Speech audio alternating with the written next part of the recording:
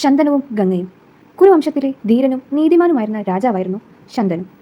ഒരിക്കൽ ശന്തനു മഹാരാജാവ് തൻ്റെ രാജ്യത്തോടെ നടക്കുമ്പോൾ നദിക്കരയിൽ ഒരു സുന്ദരിയായ യുവതിയെ കണ്ടു. ആ സ്ത്രീ മറ്റാരുമായിരുന്നില്ല, ദേവി ഗംഗയായിരുന്നു.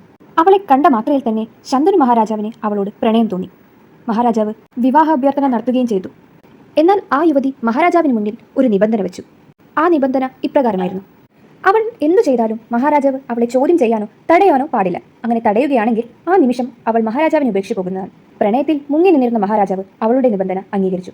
അങ്ങനെ അവർ വിവാഹം കഴിക്കുകയും അവൾ ഒരു ആൺകുഞ്ഞിന് ജന്മം നൽകുകയും ചെയ്തു.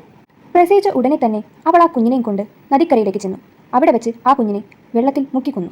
തൻ്റെ കുഞ്ഞിനെ തൻ്റെ ഭാര്യ കൊല്ലുന്നത് കണ്ട് മഹാരാജാവ് തടയാൻ ശ്രമിച്ചെങ്കിലും താൻ തൻ്റെ ഭാര്യയ്ക്ക് നൽകിയ വാക്കിനെ ഓർത്ത് മിണ്ടാതെ നിൽക്കേണ്ടി വന്നു. അങ്ങനെ അവർക്ക് ജനിച്ച 7 കുഞ്ഞുങ്ങളെ ഗംഗ നദിയിൽ മുക്കിക്കൊന്നു. അങ്ങനെ അവൾ 8ാമതും ഒരു ആൺകുഞ്ഞിന് ജന്മം നൽകി. മറ്റു കുഞ്ഞുങ്ങളെപ്പോലെ ആ കുഞ്ഞിനെയും കൊല്ലാനായി നദിയിലേക്ക് കൊണ്ടുപോയി. എന്നാൽ ഈ പ്രാവശ്യം അയാൾ തൻ്റെ ഭാര്യയെ കുഞ്ഞിനെ കൊല്ലുന്നതിൽ നിന്നും തടഞ്ഞു. ആ നിമിഷം ഗംഗാദേവി താൻ പുണ്യനദിയായ ഗംഗയാണെന്ന് ശന്തനുവിനെ അറിയിച്ചു.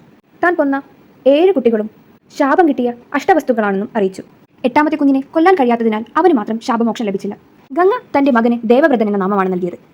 തനിക്ക് തന്ന വാക്ക് ലംഘിച്ചതിനാൽ കുഞ്ഞിനെ ഒരു യുവാവാക്കിയതിനു ശേഷം തിരികെ നൽകാം എന്ന് ഉറപ്പു നൽകിക്കൊണ്ട് സ്വർഗത്തിലേക്ക് മടങ്ങി. ആ കുഞ്ഞാണ് മഹാഭാരതത്തിലെ ഭീഷ്മർ.